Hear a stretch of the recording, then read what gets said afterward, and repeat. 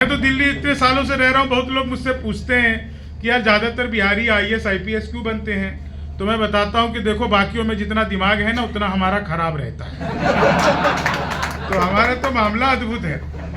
मैं तो सच बता रहा हूँ, मैं तो इलेक्ट्रॉनिक शॉप पे गया, मैंने पूछा है टीवी कितने का दे रहे हो। बोले हम बिहारियों को टीवी नहीं देते। मैंने कहा तुम्हें कैसे पता लगा। बोले निकल यहाँ से। अगले दिन मैं सूट बूट हैट नकली मूछे, मैंने कहा है टीवी कितने का दे रहे हो। बोला तुझे कल भी मना किया था। अगले दिन मैं बुर्का और के चला गया। मैंने कहा भैया ये टीवी कितने का दे रहे हो। बोला भाई साहब आपको 2 दिन से मना कर रहा हूँ। मैंने कहा ठीक है मत दे, लेकिन ये बता तुझे पता कैसे लगता है। बोला बेटा जिसे तुम टीवी कह रहे हो वो माइक्रोवेव है। ये माइक्रोवेव को टीवी बताने का कॉन्फिडेंस जो बिहार लेकर के आया। हमारा मामला अद्भुत है। लोग बहुत आरोप लगाते हैं कि दिल्ली एनसीआर में बहुत बिहारी आ जाते हैं। हमारी इसमें कोई गलती नहीं है, सारा कसूर इन दिल्ली एनसीआर वालों का। बड़े बड़े पांडाल लगाते हैं, कीर्तन मंडली बुलवाते हैं, फिर भजन करवाते हैं, राधे राधे जपो चले आएंगे बिहारी, राधे राधे जपो चले आएंगे बिहारी, राधे राधे जपो चले आएंगे बिहारी। अब कलयुग में वो बिहारी आ नहीं सकते, हमें ट्रेनों में ठूस ठूस कर आना पड़ता है। हमारा तो मामला अद्भुत है। मैं तो चंदन सर बता रहा हूँ, वो बिहार का लड़का पढ़ लिख के इंजीनियर बन गया। इंजीनियर बनने के बाद जब घर पहुंचा तो उसने देखा उसकी मच्छरदानी में छेद है। बाजार गया, मच्छरदानी नई नहीं लाया, एक लंबा सा पाइप खरीद के लाया। जहां छेद था ठीक उसके सामने दूसरा छेद किया और बीच में पाइप फंसा दिया। अब मच्छर इधर से घुसे उधर से निकल जाए। तो मच्छर के लिए भी जो बाईपास बना देता है वो बिहारी होता है। तो बिहार का मामला बिल्कुल अद्भुत है। मैं तो बता रहा हूँ, मैं तो पटना में घूम रहा था अपने बेटे के साथ में, तो एक आदमी ने पूछा कि भाई साहब आपका बेटा छोटा है, तुतलाता है क्या। अब मैं बिहारी आदमी, अब मैं कैसे कहूँ कि तुतलाता है। मैंने कहा नहीं, हमेशा नहीं तुतलाता, जब बोलता है तभी तुतलाता है। तो हमारा तो मामला सर अद्भुत है। मैंने तो अखबार में विज्ञापन देखा, घर बैठे मिठाई मंगवाइए। मैंने कहा पिज्जा बर्गर तो खूब मंगाया, मिठाई कैसे मंगवाएंगे। तो मैंने अखबार में दिए हुए नंबर पर कॉल किया, उधर से कंप्यूटर डिजिटल इंडिया शुरू हो गया। बोले जी नमस्कार, अग्रवाल स्वीट कॉर्नर में आपका हार्दिक स्वागत है। मिठाई लेने के लिए 1 दबाइए, चाट पापड़ी के लिए 2 दबाइए, गजक नमकीन के लिए 3 दबाइए, गोलगप्पे इत्यादि के लिए 4, सब कुछ एक ही दुकान पे मिलती है। मुझे मिठाई चाहिए थी, मैंने 1 दबा दिया। लड्डू लेने के लिए 1 दबाइए, बर्फी लेने के लिए 2 दबाइए, जलेबी लेने के लिए 3 दबाइए, रसगुल्ले लेने के लिए 4, मुझे लड्डू चाहिए था, मैंने फिर 1 दबा दिया। बेसन के लड्डू लेने के लिए 1 दबाइए, मोतीचूर के लड्डू लेने के लिए 2 दबाइए, गोंद के लड्डू लेने के लिए 3 दबाइए, तिल के लड्डू के लिए 4, मुझे बेसन का चाहिए था, मैंने फिर 1 दबा दिया। 1 किलो लेने के लिए 1 दबाइए, 2 किलो लेने के लिए 2 दबाइए, 3 किलो के लिए 3, 100 किलो के लिए 4। 1 दबाना था, गलती से 4 दब गया। मैंने वही किया जो आप लोग करते, तुरंत ही फोन काट दिया। 1 मिनट बाद कॉल बैक आ गई, बोले जी नमस्कार, हम अग्रवाल स्वीट कॉर्नर से बोल रहे हैं, आपके यहाँ से 100 किलो बेसन के लड्डू का ऑर्डर है, मिठाई किस पते पर भिजवानी है। मैंने सोचा अरे तो फंस गए, लेकिन बिहारी आदमी फंसता नहीं है, फंसाता भी नहीं है, बीच का रास्ता निकालता है। बोले जल्दी बताइए आपके यहाँ से 100 किलो बेसन के लड्डू का ऑर्डर है, मिठाई किस पते पर भिजवानी है। मैंने कहा देखो भैया ये फोन किसने किया मुझे तो पता ही नहीं। घर में हम 9 भाई हैं, सबसे बड़े वाले से बात करने के लिए 1 दबाइए, मुझे छोटे से बात करने के लिए 2 दबाइए, मुझे छोटे से बात करने के लिए 3 दबाइए, और जब तक असली वाला ना मिल जाए तब तक दबाते जाइए, दबाते जाइए, दबाते जाइए। आप लोग जोरदार तालियां बजाते जाइए, बजाते जाइए, बजाते जाइए। गणेश सर भी हंस रहे हैं, सर प्रणाम करता हूँ। सरकारी कर्मचारी को हंसाना दुनिया का सबसे मुश्किल है। वो तभी हंसता है जब गेस्टेड हॉलीडे फ्राइडे को आता है, उसके बिना वो हंसता नहीं है।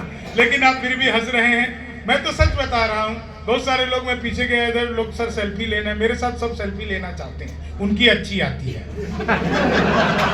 मैं बता रहा हूँ, 4 लाइन आपको सुनाता हूँ। आजकल रील्स का बड़ा दौर है, जिसे देखो हर जगह पे रील्स। सर हाथ से व्यंग में देखिए, 1 लाइन में बात खत्म हो जाती है, 1 लाइन में आपको आनंद आ जाएगा।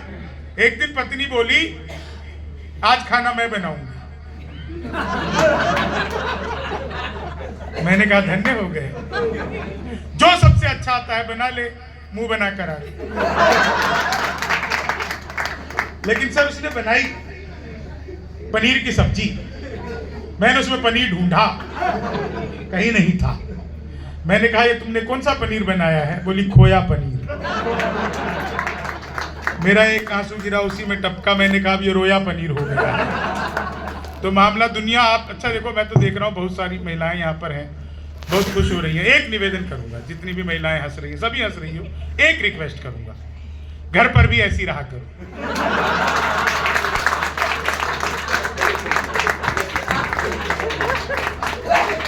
इनको खुश करना दुनिया का सबसे मुश्किल काम है। 1000 तरीके अपना लो, अब महिलाओं को खुश नहीं कर सकते। हम पुरुष महिला को देखते ही खुश हो जाते हैं। हमें किसी तरीके की जरूरत ही नहीं पड़ती। और महिला अगर आपकी पत्नी हो, आप इनकी खुशी के लिए बैंक भी लूट करके ले आओ, यही कहेंगी SBI का क्यों लूटा, ICICI का लूटना चाहिए था, अपना ही बैंक में लूट लाए। 4 लाइन सुनिए, आप सबको आनंद आ जाएगा इन 4 लाइनों से। आजकल रील्स का बड़ा दौर है, आप लोग सब वीडियो बना रहे हैं, रील्स जिसे देखो सब देखते रहते हैं कुछ न कुछ। ये बच्चा को मैं देख रहा था, बहुत अच्छा सुन रहा था ये। वो जब चल रहा था ना सर, वो गाना जब गुंजन भैया इधर से गा रहे थे, वो आशुतोष गा रहे थे, हम तेरे शहर में आए हैं, तो एकदम से पुराने जमाने में खो गया। छोटा सा बच्चा, मैं वहां से बैठ के यही देख रहा था, पिछले जन्म में चला गया। और ये बार बार अपनी माँ की तरफ देख रहा था कि कहाँ फंसा दिया हमने। देखिए ये बच्चा जो है देश का भविष्य है, लेकिन मेरा वर्तमान चौपट कर सकता है, तो इसलिए इसको अपने पास बुला लीजिए। बल्कि उसको ऐसे ही देखिए जैसे उसके पिताजी को देखती है, ये बिल्कुल सिट्टी पिट्टी गुम लगा के बैठ जाएगा। बच्चे सर बहुत अद्भुत होते हैं, इनसे बच के रहना चाहिए। अपने बिहार के बच्चे का तो कोई जवाब ही नहीं। एक बच्चे से मैंने अपने गाँव में पूछा कि भाई तुम तो यहाँ के लगते नहीं हो, कहाँ पैदा हुए थे? बोले तिरुवनंतपुरम। मैंने कहा स्पेलिंग बताओ। बोला तब तो गोवा में हुआ। क्या करूं, बच्चों का कोई मुकाबला नहीं है। खैर रील्स बनाने वालों पे 4 लाइन सुनिए। हमारे 2 कलाकार बहुत अच्छा गाते हैं, क्या सुर में अद्भुत गाते हैं। आप मेरी आवाज पर ध्यान नहीं दीजिएगा, नहीं ये लोग सुर में गाते हैं, मैं महिषासुर में गाता हूं। कि लेनी थी जीत हमने मगर मात ले लिए, लेनी थी जीत हमने मगर मात ले लिए, कितने हसीन देखिए जज्बात ले लिए, दूल्हा बेचारा रील बनाने में रह गया, दुल्हन ने फेरे पंडित जी के साथ ले लिए, दुल्हन ने फेरे पंडित जी के। और ये 4 लाइनें पूरे भारत में सुनाता हूँ और सब इसका आनंद लेते हैं। कि तुम तोड़ो वादा और हम निभाते रहेंगे, नाराजगी ऐसे भी हम जताते रहेंगे, जब तक नहीं आते हैं 15 लाख खाते में, तब तक तुम्हें मोदी जी हम जिताते रहेंगे, तब तक तुम्हें मोदी जी हम। कि ख्वाबों में तेरे रंग कोई पिंक नहीं है, और पास तेरे अपनी कोई थिंक नहीं है, राहुल को लगी ठंड तो मोदी ने ये कहा, आधार से रजाई तेरी लिंक नहीं है, आधार से रजाई। और इन 4 लाइनों का आनंद लीजिए। कि भगवान मेरा साथ आप यूं भी निभाना, किस्मत के खेल में मुझे ऐसे भी जिताना, सलमान के जैसे भले बीते ये जवानी, लेकिन बुढ़ापे में अनूप जलोटा बनाना, लेकिन बुढ़ापे में। हाँ अभी नया हारमोनियम खरीदे हैं, लेकिन बुढ़ापे में अनूप जलोटा। आप लोग समझदार तो बहुत हो, आधे में समझ जाते। लेकिन ये देखिए अभी पाकिस्तान के साथ हमारी इतनी तलखी चलती रहती है। सर मैं यहाँ से 4 लाइनों में खड़े खड़े बिना किसी हिंसा के बिहार की तरफ से पाकिस्तान को निपटा दूंगा, सिर्फ 4 लाइन। और आपको लगे कि बिल्कुल ठीक ठाक पाकिस्तान निपट गया, तो एक व्यक्ति का आशीर्वाद चाहिए। आशीर्वाद का ये मतलब नहीं आप वहां से खड़े होकर कहें सर पे हाथ रख के जीते रहो, नहीं, आशीर्वाद का मतलब तालियां जी। तो आप इसका आनंद लीजिए। कि देते हैं जब जवाब तो 2 टूक देते हैं, आ जाए जो अपनी पे भी गुल फूंक देते हैं, जितने की दाल रोटी तू खाता है पाक सुन, उतने बिहारी खैनी खा के उतने बिहारी खैनी खा के। तो मामला बिल्कुल अद्भुत है। समय की अपनी सीमाएं हैं, आप सबको भूख लगी है, इसलिए 5 मिनट आपको और सुनाता हूं। ये बात 10 मिनट बाद में फिर आपको बताऊंगा। हाँ, हंसी तो ऐसे ही इधर मैं देख रहा हूँ भाई साहब, तुम तो ऐसे उदास बैठे हो जैसे पत्नी के पास बैठे हो जाता है।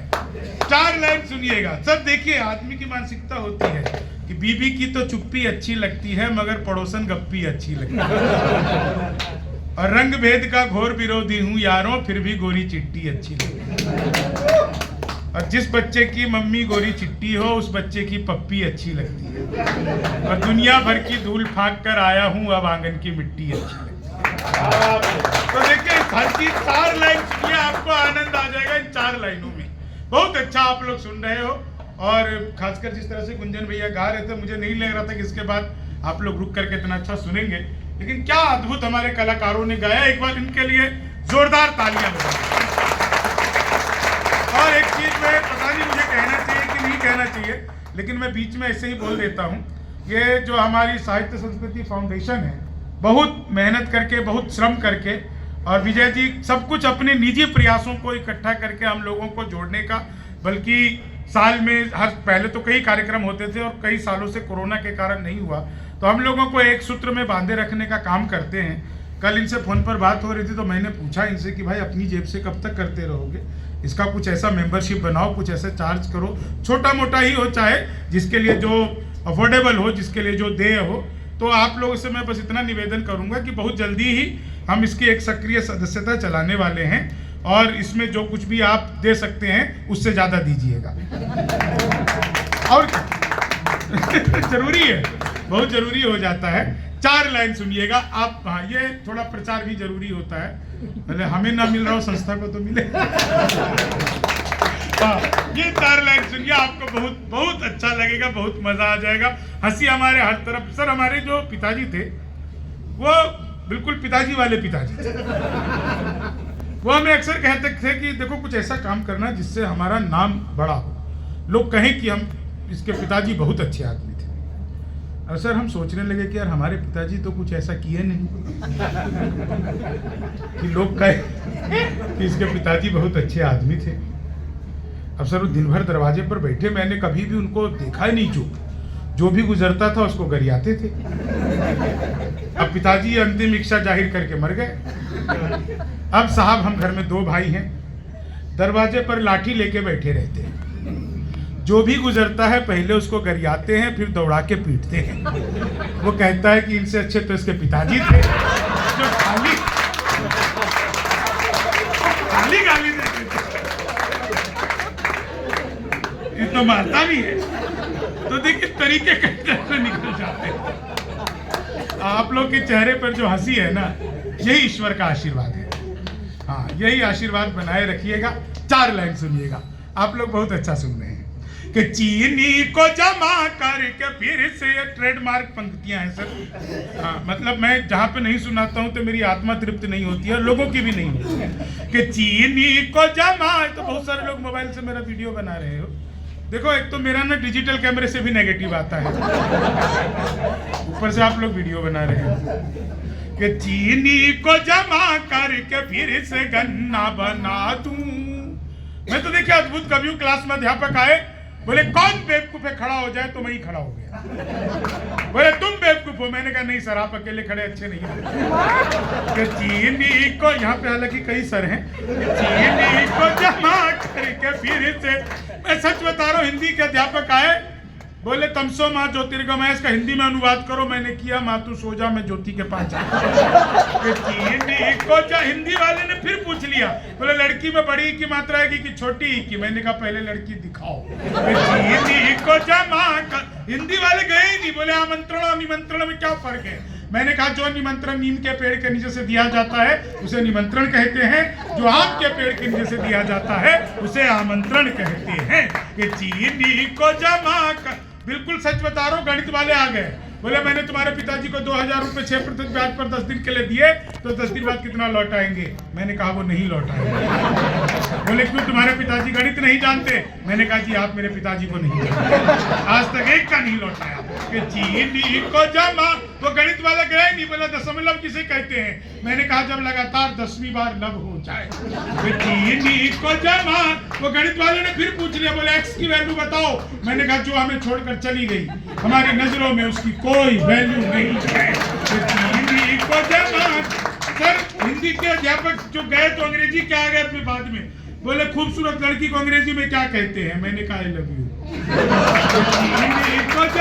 बिहारियों को इतनी अंग्रेजी पहले आती है। तो चीनी को जमा करके फिर से नहीं। देखो एक बात समझ लो, कई लोग हमसे कहते हैं कि यार आप हंसी हंसी में बिहार पर भी हंस देते हो। भाई हम अपने ऊपर नहीं हंसेंगे तो दूसरे हंसेंगे, इसलिए खुद ही हंसेंगे। मैं तो सब महिलाएं जब भी हंसती है ना मुझे बहुत अच्छा लगता है। यहाँ पे जब भी देखता हूँ महिलाएं हंसती है। आप लोगों ने सुना होगा कॉपी पेस्ट। इस कॉपी पेस्ट का आविष्कार हिंदुस्तान में हुआ है और सर इन महिलाओं ने किया है। वो नीचे वाले होठों पर लिपस्टिक लगाती है, ऊपर पप पप पप पप पप करती है, हो जाता है कॉपी पेस्ट। चीनी को मैं तो सच बता रहा हूँ, मैं ट्रेन में आ रहा था, बीच वाली बर्थ पर सो रहा था, ऊपर पे 30-40 नीचे पे 80-90। तो 30-40 ने 80-90 से पूछा, बोली बहन तेरी उम्र क्या है। 80-90 बोली होगी 38-40। अब उसने उससे पूछ लिया तेरी क्या है, बोली 18-20। मैं तो 20 का बरस से धड़ाम से नीचे गिरा। बोली भाई सब क्या कर रहे हो। मैंने कहा जी पैदा होने की कोशिश। तो मामला बिल्कुल, मैं वहां से गिर के नीचे बैठ गया। अब सामने वो महिलाएं भी बैठ गई, वो सब लग गई। मैंने कहा बहन जी क्या कर रही हो। बोले अरे आपको नहीं पता, ऐसा करने से नए बाल उगते, काले घने लंबे बड़े होते, तुम भी करो। दूसरी भी लगी। मैंने कहा बहन जी क्या कर रही हो। बोले ऐसा करने से नए बाल उगते, काले घने लंबे बड़े होते, तुम भी करो। तीसरी कुछ नहीं कर रही थी, मंकी कैप पहन के बैठी हुई, आंखें आंखें दिख रही, हाथ पीछे। मैंने कहा बहन जी तुम क्यों नहीं कर रही ऐसे। बोली भाई सब करती थी अब छोड़ दिया। मैंने कहा क्यों छोड़ दिया। बोली 2 साल ज्यादा कर लिया, मुझे निकल आई। तो हर चीज का इफेक्ट और साइड इफेक्ट होता है। 4 अंतिम लाइनें आपको सुनाता हूं कि पोशाक पुरानी लिए अभिनव हूँ मनाओ, पोशाक पुरानी लिए अभिनव हूँ मनाओ, नफरत में भी मैं प्यार का कलरव हूँ मनाओ, रोने के लिए और भी महफिल है जहाँ में, शंभू शिखर में हास्य का उत्सव हूँ मनाओ, शंभू शिखर में हास्य का उत्सव हूँ मनाओ। तो आप सबका बहुत बहुत आभार करता हूँ, बहुत बहुत धन्यवाद करता हूँ। समय की अपनी सीमाएं मर्यादाएं थी, इसीलिए थोड़ा कम सुनाया। बिना पेमेंट के ज्यादा मुझसे सुनाया भी नहीं जाता, लेकिन आप लोगों से मिलकर और जुड़कर, मैं तो खासकर जब से, इससे पहले भी हमारी एक संस्था चलती थी मीमांसा, एक पहल, वो जब विजय कॉलेज के दिनों में थे तभी उसको रजिस्टर करा करके, और साहित्य संस्कृति से हमेशा से जुड़े रहे हैं। तो आप लोगों से बस यही निवेदन है कि आप लोग कम से कम अपना समय तो दीजिए जो आप लोगों ने दिया, और इस तरह के यहाँ पे गतिविधि होती रहेगी कि आपका समय, आपको कभी भी ये नहीं लगेगा कि आपने गलत जगह पे इन्वेस्ट किया है। आत्मा के सुकून के लिए समय है ये, क्योंकि ये वो खुराक है जो आपको बाहर का मीडिया नहीं दे सकता और कहीं नहीं मिल सकता। वो सिर्फ ये मंच आपको दे सकते हैं जो आपको यहाँ से मिलेगा, जो आप अपने साथ समय बिताएंगे। आपका बहुत बहुत आभार। खुलूस दिल में, लोगों पर मिठास रहने दो, न खुद रहो न किसी को उदास रहने दो। धन्यवाद, नमस्कार।